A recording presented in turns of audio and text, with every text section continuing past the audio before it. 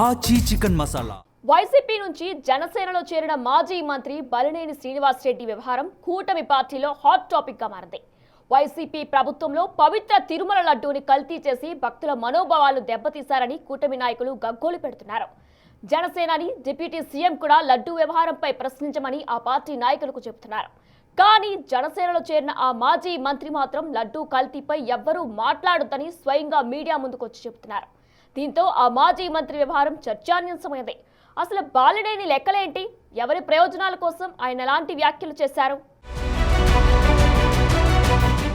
ప్రకాశం జిల్లాలో మాజీ మంత్రి బాలినేని శ్రీనివాస్ రెడ్డి వ్యవహారం మరోసారి హాట్ టాపిక్ గా మారింది. గత ఎన్నికల్లో వైసీపీ నుండి పోటీ చేసి ఓటమి పాలైన బాలినేని శ్రీనివాస్ రెడ్డి సేఫ్ జోన్ లో ఉండాలని భావించారు, లేక ఆ వైసీపీ అధ్యక్షుడిపై కోపమో ఏమో గాని ఏడాదిన్నర క్రితం జనసేన పార్టీలో చేరారు. ఎన్నికలైన 6 నెలలకి తన బంధువైన జగన్ కు గుడ్ బై చెప్పి జనసేనాని పవన్ కళ్యాణ్ సమక్షంలో ఆ పార్టీ గూటికి చేరిపోయారు. జనసేనలో చేరిన బాలినేని ప్రకాశం జిల్లా రాజకీయాలకు దూరంగా హైదరాబాద్ కే పరిమితమయ్యారు.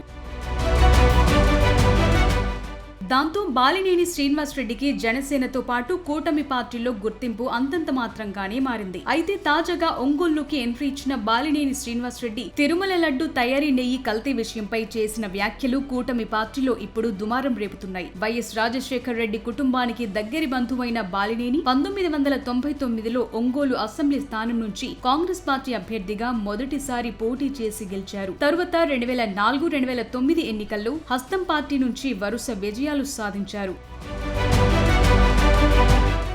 వైఎస్ఆర్ మరణం తరువాత 2012లో కాంగ్రెస్ తో పాటు ఎమ్మెల్యే పదవికి రాజీనామా చేసి వైసీపీలో చేరారు. అప్పట్లో జరిగిన ఉప ఎన్నికల్లో వైసీపీ పార్టీ నుంచి గెలుపొందారు. 2014 ఎన్నికల్లో మరోసారి వైసీపీ నుండి పోటీ చేసిన బాలినేని ఓటమి పాలయ్యారు. ఆ ఎన్నికల్లో తన ఓటమికి అప్పటి ఎన్నికల్లో ఒంగోలు ఎంపీ అభ్యర్థిగా పోటీ చేసి గెలుపొందిన తన బావమరిది జగన్ బాబాయ్ వైవి సుబ్బారెడ్డి కారణమని ఫీల్ అయిన బాలినేని అప్పటి నుంచి ఆయనతో అంటీ ముట్టనట్లుగా ఉంటున్నారు. క్యాడర్ కూడా అదే విధంగా మారిపోయింది.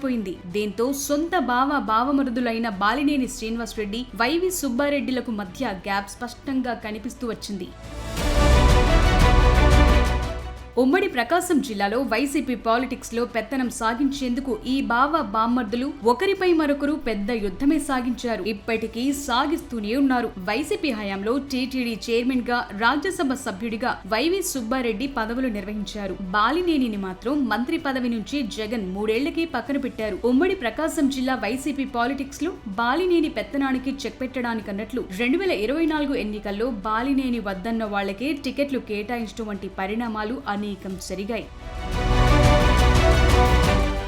మొదట్లో పార్టీలో ప్రకాశం జిల్లా వైసీపీలో అంతా తానే నడిపిన బాలినేని శ్రీనివాస్ రెడ్డి తాను ఎదిరిదే పరిస్థితికి రావటానికి వైవి సుబ్బారెడ్డే కారణమని తన సన్నిహితుల వద్ద పలుసార్లు ఆగ్రహం వ్యక్తం చేశారట. సందర్భం వచ్చిన ప్రతిసారి తనపై సొంత పార్టీ నేతలే కుట్రలు చేస్తున్నారని, వారి అంతు చూస్తామంటూ రగిలిపోయేవారు. గత ఎన్నికల్లో వైసీపీ నుండి పోటీ చేసిన బాలినేని శ్రీనివాస్ రెడ్డి మరోసారి ఒంగోలులో ఓటమి పాలయ్యారు. అప్పటికే వైసీపీలో అసంతృప్తిగా ఉన్న బాలినేని ఓటమి తరువాత జనసేనలో చేరుతారంటూ మొదట ప్రచారం జరిగింది. కానీ బాలినేని మాత్రం తనకు రాజకీయ భిక్ష వైఎస్ఆర్ పెట్టారని, ఓపిరున్నంత వరకు జగన్ తోనే ఉంటారంటూ మీడియా సమావేశం ఏర్పాటు చేసి మరీ చెప్పారు. పైగా వైసీపీని వీడాల్సి వస్తే రాజకీయాలకు దూరంగా ఉంటారని, రాజకీయ విలువలతో బతికే నాయకుడంటూ బాలినేని గొప్పగా ప్రకటించుకున్నారు. సీన్ కట్ చేస్తే నెల తిరగకుండానే బాలినేని శ్రీనివాస్ రెడ్డి జనసేనలో చేరారు. బాలినేని జనసేనలో చేరికను ఆ పార్టీ నాయకులతో పాటు ఒంగోలు టీడీపీ, బీజేపీ నాయకులు అనేక రకాలుగా వ్యతిరేకించారు. గత వైసీపీ ప్రభుత్వంలో ఒంగోలు టీడీపీ, జనసేన నాయకులపై అక్రమ కేసులు పెట్టి బాలినేని వేధించారన్న ఆరోపణలున్నాయి. ఈ నేపథ్యంలో బాలినేని జనసేనలో చేరినా సైలెంట్ గా ఉన్నారు. బాలినేని జనసేనలో చేరి ఇప్పటికీ ఏడాదిన్నర దాటింది. అప్పటి నుండి ఒంగోలు రాజకీయాలకు ఆయన దూరం మెయింటైన్ చేస్తున్న చుట్టం చూపుగా అప్పుడప్పుడు ఒంగోలుకొచ్చి వెళుతున్నారు. అయితే తాజాగా ఒంగోలు వచ్చిన బాలినేని శ్రీనివాస్ రెడ్డి తిరుమల శ్రీవారి లడ్డూలో కల్తీ నెయ్యి వాడకంపై స్పందించారు. నెయ్యి కల్తీ జరిగిందని టీటీడీ మాజీ చైర్మన్ వైవి సుబ్బారెడ్డి చెప్తున్నారని, కల్తీ చేసిన వారిని పైనున్న వెంకటేశ్వర స్వామి, కింద ఉన్న సిట్ చూసుకుంటుందని చెప్పారు. పదే పదే లడ్డు గురించి మాట్లాడొద్దని కూటమి పార్టీల నాయకులకు సలహా ఇచ్చారు. మీడియాకు కూడా ఇదే ఉచిత సలహా ఇచ్చారు. నెయ్యి విషయంలో క్లియర్గా చైర్మన్ గారు కల్తీ జరిగింది కానీ నాకు సంబంధం లేదన్నారు. ఎవరైనా కానీ ఇంకా వెంకటేశ్వర స్వామి మనోభావాల్ని దెబ్బతీస్తూ ఉన్నారు. గూగుల్ దాని గురించి చేసి భక్తులు అందరూ కూడా బాధపడతా ఉన్నారు. ఇంకా దాని విషయం వదిలేయండి. ఆ వెంకటేశ్వర స్వామి చూసుకుంటాడు. ఎవరు తప్పు చేశారా, ఎవరు ఇది చేశారా, వెంకటేశ్వర స్వామి చూసుకుంటాడు. ఇంకేమనుంటే సిబిఐ చూసుకుంటాడు.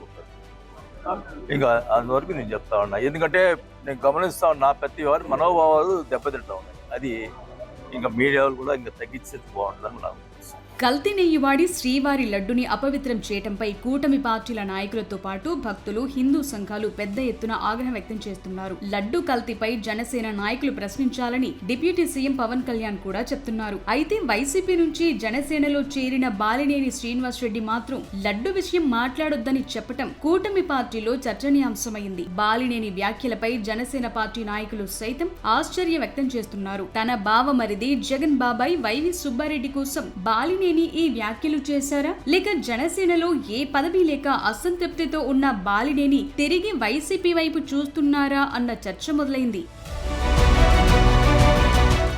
మొత్తానికి శ్రీవారి లడ్డు కల్తీ విషయంలో బాలినేని మదిలో ఏముందో, ఆయన వ్యాఖ్యలు ఎవరికి మేలు చేయాలనో అన్నది ఆయన వర్గీయులకే అంతుపట్టడం లేదట. బాలినేని భవిష్యత్ రాజకీయం ఎలా ఉండబోతోందన్న చర్చ మాత్రం జోరుగా సాగుతోంది. పదవి వచ్చినా రాకపోయినా పార్టీలో ఉంటానని చెప్తున్న బాలినేని అసలు పార్టీలో కొనసాగుతారా, లేక తిరిగి సొంత గూటికి చేరుతారా అని కూడా స్థానికులు చర్చించుకుంటున్నారు. రాజకీయాల్లో ఏ రోజు ఏదైనా జరగొచ్చు. మరి బాలినేని పాలిటిక్స్ ఎలా ఉంటాయో చూడాలి.